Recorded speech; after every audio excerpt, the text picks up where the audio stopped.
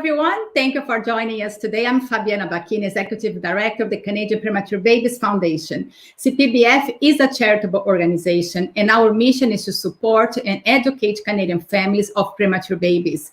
This Facebook Live series is one of the many initiatives we have to bring information for NICU families and healthcare professionals. Here every Friday, we talk with experts, researchers, and parents who share with us their experience and knowledge. Also on our website, canadianpremis.org, parents will find all kinds of resources and support. For example, last month, we launched a new video series called Welcome to the NICU to help parents understand the world of the NICU and what they can do for their baby while they are in hospital. And right now, in the face of the fears and anxiety brought by the pandemic, we put together the COVID care program, offering therapy for families currently in the NICU or those who have been recently discharged. To apply for the COVID care program and watch the videos, visit the resources section in our website. And today we're going to talk about infections in the NICU. What can we do to prevent them? Dr. Eugene Ng will give us an overview of different types of infections in the NICU, how we diagnose and treat infections, and what all of us can do to prevent the spread of infections in the NICU. Sharing the screen here with me is Dr. Ng, who is a neonatologist and Chief of Newborn and Developmental Pediatrics at Sunnybrook Health Science Center in Toronto. He's an associate professor of pediatrics at the University of Toronto and associate scientist at the Sunnybrook Research Institute. As a strong supporter of family integrated care, Dr. Ng has been active in supporting NICU families by providing regular education sessions on a variety of topics. You can read his full bio on our post. Dr. Ng, thank you so much for joining us here today. Hi, Fabiana. Thank you. Thanks, everyone, for joining us today. Now, it's going to be an interesting challenge as Fabiana is going to advance my slides.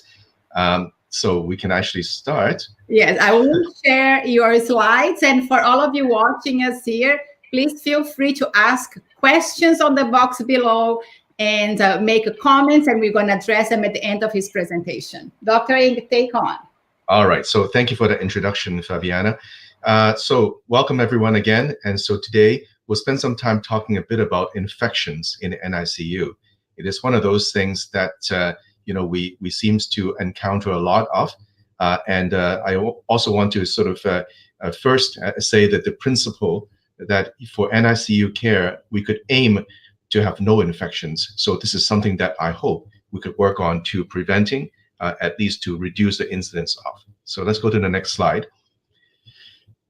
Great. So when we talk about infections, we're obviously talking about what commonly known as germs. And germ is a very generic term.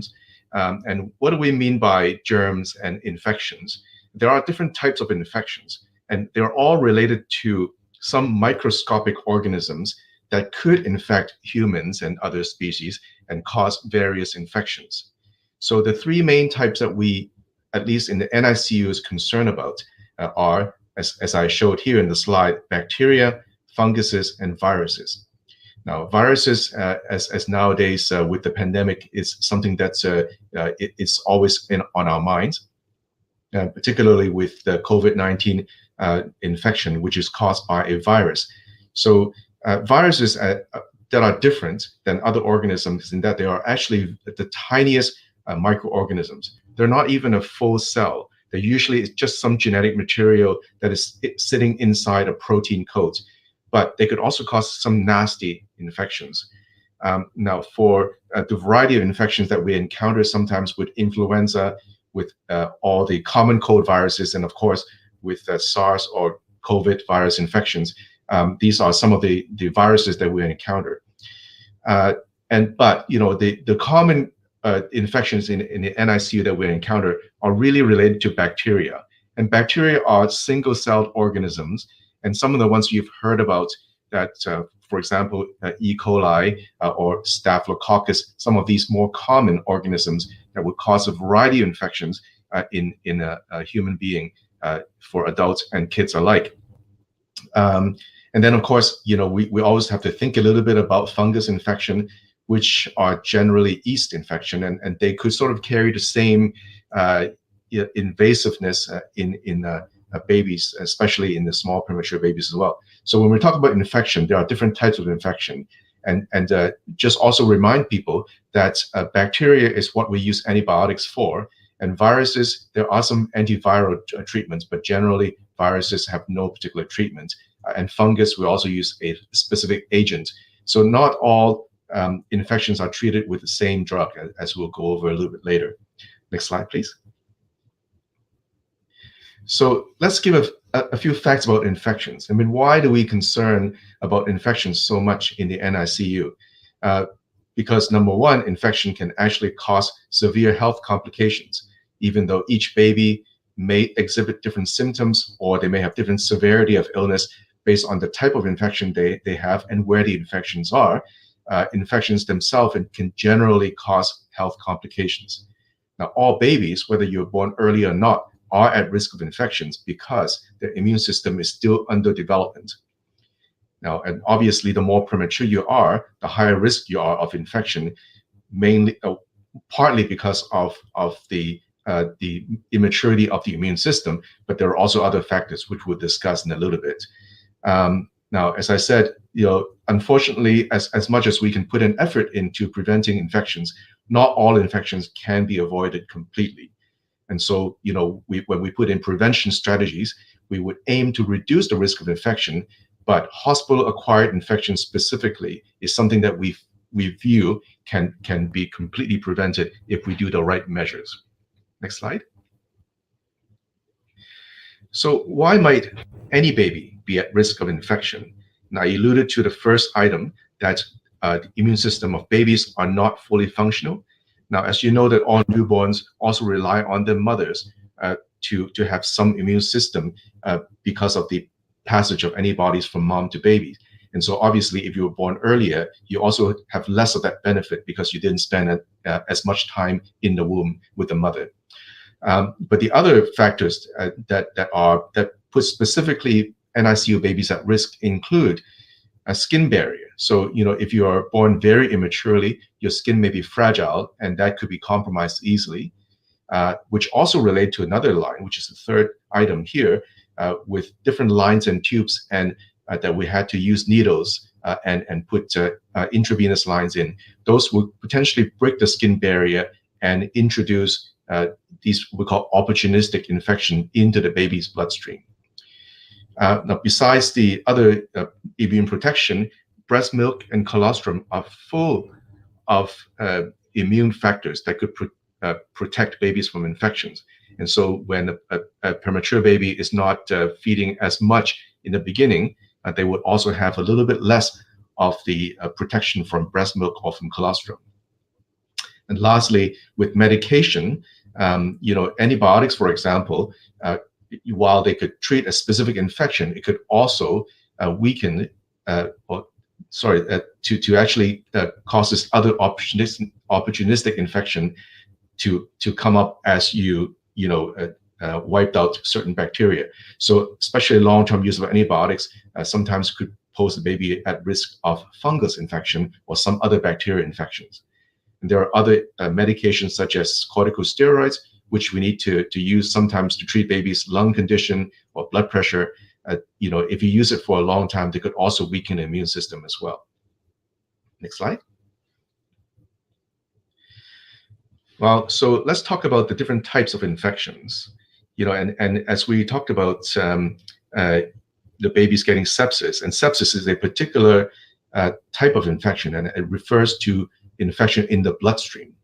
And obviously, this is more common in the premature baby in the NICU because we have intravenous lines in place.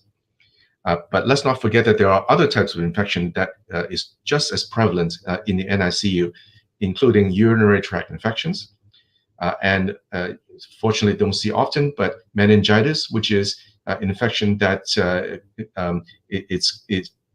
it involved the covering of the brain and the spinal cord in a membrane that we call the meninges. So when that got infected, mostly spread from the bloodstream, we could actually have meningitis and babies could get quite ill. Lung infection or pneumonia is possible, especially for babies who had an endotracheal tube in place for ventilation. And for some older babies, they could be just like any other persons could get an upper respiratory tract virus infection, such as a cold, influenza, or COVID-19. And there are some other infections that could be local. It could be in the skin, could be from soft tissues, and rarely we see it in bones and joints. So there are many types of infection possible, but certainly for what we talked about, bloodstream infection, that's what we refer to as sepsis. Next. So then we should talk about how are germs spread. If you want to know how to prevent it, we must know how germs are spread. And there are different ways to, for bacteria or other organisms to get into the body. Certainly babies could be infected before birth in something we call congenital sepsis. And that could be related to event that happens just before delivery. For example, if mom developed a womb infection that we call chorioamnionitis, and sometimes baby could come out with the infection because the babies are bathing in the fluid inside the womb that could actually be infected itself. Certainly during birth, a lot of babies would acquire some infection during the time of birth by passing through the birth canal, which, if there are infections in there, they could also get the infection from there. And after birth, this is sort of a long period of time. Baby could be, especially in the hospital environment, could be exposed to different elements of the environment. And so it could be from the NICU because of all the lines and tubes as we talked about, and certainly could be from other patients, caretakers, parents, from other people who carry the infections and spread to the infants. And of course, the other pieces would be the skin. As you know, that our skin is full of microorganisms, and most of the time they don't cause problems. But in people who have weakened immune system, if they have a skin break, such as from intravenous line or blood draw and so on, some of these organisms can actually invade the underneath the skin and cause an infection in a premature infant. And lastly, our intestine is also full of bacteria, and most of the time these bacteria are good because they help with our digestive system. But certain organisms could also cause a little bit of spread and infect things like maybe the skin around in the diaper area, or sometimes it can cause a urinary tract infection, and sometimes from that could also cause bloodstream infections. So these are some of the ways how germs can be spread, especially in the NICU. Next slide. Now, so for us clinicians, how do we know that a baby might have an infection? And I have to say that usually babies are not very specific. First of all, they cannot tell you that they don't feel well. And so we always have to be very astute, thinking about infection as a possibility when babies are, when they are changing in terms of how they behave, or when they have a little bit difference in how they breathe, or maybe they need a little bit of oxygen, a little bit more oxygen or breathing support, or they may have more apnea spells. They may appear more quiet and not as active. Maybe they don't tolerate feeding as well, or maybe the temperature could be high or low, so they don't necessarily have fever. They could also have low temperature. So nurses and doctors and parents, are really trained to look for subtle changes in the baby's behavior, and always think about infection as a possibility. And we always have to think about infection as a possibility, because early treatment for infection would definitely change the course and the outcome of a particular baby.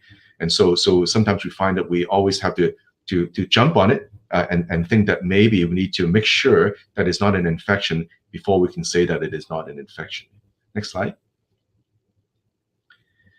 So then, and something that commonly comes up, in NICU, especially on rounds, is that baby get a septic workup or a sepsis workup. So I already explained to you earlier what sepsis is, and sepsis generally refers to infection in the bloodstream, and it generally relates to bacteria or fungus. And so when we actually say that a baby may require a septic workup or will require a septic workup, it's because, like what we said on the last slide, babies seem to be changing behavior, that we worry about the possibility of infection. So therefore, we would put the baby through a sepsis workup, and that usually includes doing some blood tests to look for any sign of infection, and specifically drawing some blood to send to the microbiology lab to see if they can grow a bacteria or fungus. And then we start treatment, because we do not generally wait for the results before we start treatment. The results of a blood culture, for example, at least in our institution, would take 36 hours to come back. So we don't really want to wait for the baby to further deteriorate before we start treatment. And for sure, sometimes we are wrong, that the baby, we are relieved the baby actually does not have an infection, and we can stop the antibiotics after about a day and a half. But if the baby had an infection, starting antibiotics early may actually save the baby's life. So this is kind of important as well. So the mainstay for treatment for bacteria-related sepsis are antibiotics, and we usually use what we call a broad spectrum antibiotic, which means that it covers a variety of organisms. So before we know what bug we're dealing with, we actually treat the baby broadly so that we will cover our bases. And of course, not to mention about all the other supportive treatment that we need. For example, if the baby may need some oxygen, or the baby may need a breathing tube back, or the baby may need some fluids, or maybe they need a little bit of blood pressure support, things like that. So we also have to pay attention to some of the effects from an infection, and we had to support the baby as well as giving antibiotics. Next slide. So now it comes to this, I feel that it's important for us to discuss how we could prevent infection from happening. And really, philosophically, it requires every one of us, staff of all different profession and parents as well, to work together to embrace the attitude that infections are in fact sentinel events, that we can prevent infection, and that can be prevented. And as I said, not all infections can be prevented, but we can certainly do our part to make sure that any preventable infection can be prevented. And so we like to sort of embrace the attitude that an infection is not something that we expect of a premature infant in the NICU, that we could prevent it. And so when a baby goes through an NICU course without an infection, is something to be celebrated. Or if we have a lower infection rate in the NICU, is something to be celebrated. And if we have a high infection rate, that we go and review our practices to see what we can do to do better. So that's the attitude that I would like everyone to embrace. Next slide. So what exactly do I mean by things that we could do? We do have a very robust infection prevention protocol with the people watching the rate of infection in the hospital, and people who are looking into different practices that could potentially increase the rate of infection, and then we can do something to reduce the rate of infections. So things like to be observing how we insert IV lines, or how do we give IV medication? Do we scrub the hub with a particular cleaning solution before we put the injection in? And in different situations, we make sure that we put mask, gown, and gloves on so that we don't pass on infection from one baby to the next patient. And certainly for equipment that we share, like breast pump or breathing machines, we do clean between patient use. And of course, for IV lines and endotracheal tubes or other tubes, when we don't need them, we don't leave it in the baby, because we know that the longer time it dwells, the higher risk of infection they are. And of course, not to mention that hand hygiene is really, really important. I think this pandemic, if nothing else, it teaches us the importance of washing our hands properly and often to prevent the spread of all types of infections. Next slide. So specifically, and I get asked a lot, what can parents of NICU babies do? And you can take an active role to help control infections in the NICU as well. One, by raising your own awareness and and attend sessions like this one to learn a little bit about infections and how to prevent it. And as parents are an essential team members in the NICU, to partner with care providers and to observe the practices of care providers and to do an active role in advocating for infection control in your baby and babies in the NICU in general are important. So parents definitely play an important part in the partnership. And obviously for proper hand hygiene and to observe all the infection control protocols, especially during the pandemic time, meaning wearing a mask when required indoor, and also to be aware of symptoms of illnesses and to stay away, to observe what we're supposed to do following the guidelines so that we don't spread infections to the vulnerable babies in NICU. And obviously to protect yourselves and your household contact against infection, particularly with influenza, by getting vaccines. Those are the important roles that parents can play to help control infections in the NICU. Next slide. Oh, and that's the end of the slide. So happy to answer any questions. And this is the end of my presentation. Thanks for your attention. Thank you, Dr. Ng. It was so great. I learned a lot from this presentation. I wish I had learned some of that when I was in the NICU with my son. So thank you so much for that. You mentioned that some babies are born with infection because the moms had infection during pregnancy or at delivery. How do you detect infection in those babies who are just born and you cannot notice those symptoms that you had mentioned that you observe in the NICU? That's a great question, Fabiana. So, and there are different kinds of infection, as you alluded to. There are also certain type of viral infections during pregnancy that could also cause different problems in the baby. And that's not sort of the infection we're talking about. Those congenital infections, such as certain viruses, can actually cause a variety of things in babies, like defects and so on. So what we're talking about here are infections around the time of infection, around the time of birth. And mostly they are related to womb infection of the mother. Now, sometimes they are very subtle, and not all moms will exhibit symptoms like a fever before delivery. When we look at a whole lot of placentas of mothers who delivered babies born early, we actually also found that in almost more than half of those placentas, there are some subtle signs of infection. So whether those moms actually exhibit symptoms of infection, we don't know. But certainly the placenta could have a subtle indication of some infections.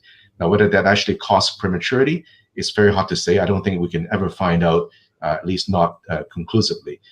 So one of the ways to do it is when a baby was born prematurely with no reason. For example, if they're not born because of a particular indication like high blood pressure in the mother or some other indication that the baby has to be delivered.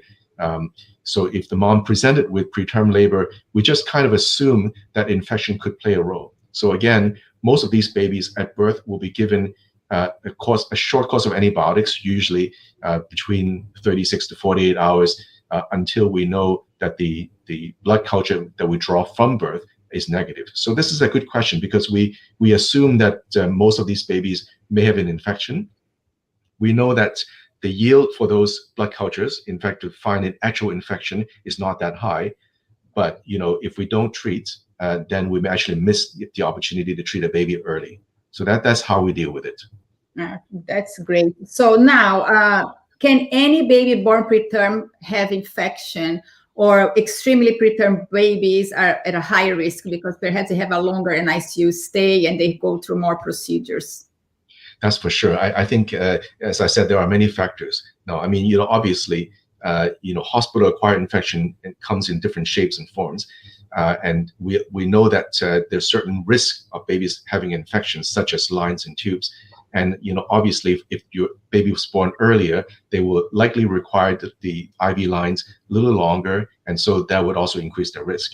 Now, and of course, the immune system is a little weaker than those who are born in higher gestation. So the slower gestation you are for many different factors definitely at higher risk of infections. And we do see that the incidence of infections in those babies are definitely higher. Okay, so now you mentioned that if the baby is showing some signs of infection, you already start antibiotics as a preventative measure until the culture is actually back. And then if it's negative, you stop the antibiotics. Mm-hmm. So as a parent, when I heard that in the NICU, I was like, because I always heard if you start a course of antibiotics, you finish. Is this a myth or doesn't apply to the NICU? It doesn't apply, and you're right. So when there is a known infection, so if a person has a known infection, we had to sort of respect the duration of antibiotic as recommended by experts or based on experience of how long it would take to fight off a particular infection. So if the baby has an established infection, then you would go through the treatment, and we talk about the variety of days, such as a week, 2 weeks, or 5 days, whatever it is. And so in those situations, you would definitely complete the antibiotic course. So now if we give antibiotics to any baby because we suspect an infection, when we don't have an infection, then it'll be very important for us to stop the antibiotics, because long-term exposure to antibiotics would also lead to other infection popping up. So we don't want resistance to build up. We don't want babies to be treated with antibiotics that may have side effects, for example. So those kinds of things are important. So in this case, it's not quite the same as what people are saying about treating the full cause of infection. That is great. So my next question is, so that actually happened to us in the NICU. My son was on antibiotics for an infection, and then we had to give him steroids because he was on ventilator for 7 weeks. And I remember having this family meeting and a big discussion whether to start steroids while you give antibiotics or not, because future long-term effects perhaps. So what is the recommendation? Because sometimes parents in the NICU are giving all this information, but we don't really know what even the right questions to ask, right? The medical team. That's a good question. I mean, about steroids is a complete other talk that maybe we should spend other time talking about the use of steroids. And I think one of the theoretical side effects for giving steroids is to weaken your immune system, because as you know, steroids is an immune modulator. It actually would change your immune system, and so while it's good in reducing inflammation, it could also weaken your immune system that way. So we always are concerned. So first of all, if we're facing with an active infection, then treating with corticosteroid just does not make any sense. So we generally don't do that. But then when we talk about giving steroids for a specific indication, we also have to be a little bit more aware that could potentially reduce the immune system, and so the baby could be more likely to get an infection. Now, with all of that knowledge, we don't put babies on steroids for an extremely long time, and so and the doses we use now for steroids is much lower than what we used to do. So in that way, it's not as not as risky, if you will. But we're also always aware of it. But obviously, if the baby needs steroids for a good indication, then you do, because I think you always have to weigh the risk versus benefit for giving steroids. Especially talking about long-term side effects, while also talking about the benefit of using it for the lungs, for example. So I just want to take a moment to say hello to our live audience. We have people from Libya watching us, and also from Brazil, and I'm sure many places in Canada. So welcome, and thank you. If you have any questions, please use the comment box below. Dr. Ng, another question is in terms of how do you treat virus or fungus? Because obviously it is not the use of antibiotics, as you explained in your presentation. And there is still a conversation like, baby's sick or I'm sick, I'm going to go for antibiotics right away. It's kind of a first response that we have, but it does not apply for virus and fungus, correct? Yes, I'm trying to be, to sort of advocating for that as well. Now, I mean, so fungus. Let's talk about fungus first. I mean, fungal infection is very specific, and again, the risk factors for having fungus infection in a small baby in a unit are about the same. So they could acquire it from the before birth, and especially if moms who has cerclage, sometimes that actually would increase the risk of fungal infections. And again, lower gestational age babies could have a higher incidence of fungal infections. But it also sort of, there's some geographic variations as well. So, I've looked at our statistics from Canada. The rates of fungal infection is actually really quite low. But we're always aware of it because, fungus, could also get the baby to be quite ill. And so, we always have to be thinking a bit about fungal infections. Sometimes we see some particular sign that makes us think about fungus infection, like a rash on the skin that looks like fungus, or that the baby has a very high white blood cell count.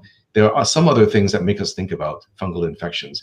And sometimes, again, like bacterial infection, we will start the treatment before we know that the baby has or don't have the infection. The treatment for fungus infection are antifungal antibiotics, and they are different. People may have heard something like fluconazole or amphotericin. Those are some of the specific drugs that we use to treat fungal infection, and not quite the same as the bacterial antibiotics. In terms of viruses, there are certain viruses that could cause quite a bit of symptoms in babies. Now, fortunately, they are really quite rare, and they're also difficult to diagnose. And just like common colds could cause a bit of a sniffle in all of us who are relatively healthy, in small babies, they could really cause quite a bit of illness. And we don't see it often, but there are also specific ways to diagnose it. Unfortunately, there's not a whole lot of antiviral agent that could be used effectively. And some of these, is supportive treatment until they get better. And specifically for certain type of viruses, though, are important. So herpes virus, for example, there's specific treatment for it. And that also causes a lot of us to really think about some of these viruses, when there are symptoms that lead us to think that way. But I think just to drive to your last point, for those of us who has a viral infection, like if we have a cold, antibiotics is completely useless because it doesn't really do anything to treat viral infections. So thank you so much for clarifying that. So one last question. You mentioned that the babies born preterm, as you all know, have a very a weaker immune system because they didn't have all the benefits from mom from the last trimester of the pregnancy. Are those babies still a higher risk once they go home from the NICU, or when do they catch up? That's a good question, and I don't think we know the right answer. But I think as we talk to parents about bringing a baby from the NICU home, we always sort of think about the small preemies as they go home, that they will still be at risk of infections. Now, I mean, do we go with the general recommendation about any newborn to say that the first 3 months is important before your immune system takes off? So I think that's fine, but I think small babies or small premature babies who have been through a lot in the NICU, for example, if they've been on steroids or inhaled steroids, or if they've been exposed to a lot of antibiotics in the unit, when they go home, you would think that they are a little bit more higher risk of infections. Now, this is also the season where we really should talk about one particular virus called respiratory syncytial virus, or RSV. And for the winter time, it is extremely important for these babies to be protected against RSV by getting the antibody called Synagis. And because that viruses could also have quite a bit of effect on, especially on premature babies, in terms of getting lung infections, and they could be quite ill from it. Absolutely. And I just want to let our audience know that we have a lot of information on RSV on our website. And we also have the eligibility criteria by province, because not all babies qualify for the injection. But it's also, Dr. Ng, you brought a good point. How important is to keep those babies immunized or getting their prophylaxis injection for RSV during this winter time. Now we know families are very anxious because of COVID, but RSV still has a big stage on the life of the premature babies. Mm-hmm. It's very, very important. Yeah, flu vaccine as well, because I think influenza could also cause quite a bit of problems. Absolutely. Dr. Ng, thank you so much for joining us here today. Always a pleasure talking to you. Always learn so much from you. Thank you for having me, Fabiana. Take care, everyone. And thank all of you for watching us here today and from joining us from many different places around the world. This video of today's session and all the videos from our Facebook Live series are available on the CPBF website, which is right here, canadianpremis.org, and also on our YouTube channel. And we are a charitable organization, and we believe that through education and support, we can empower families, ensuring they are ready to care for their premature baby. Please visit our website and consider making a donation. Together, we can create a brighter future for all NICU families. So I see you next Friday, 1 p.m. Eastern Time. Stay well, everyone.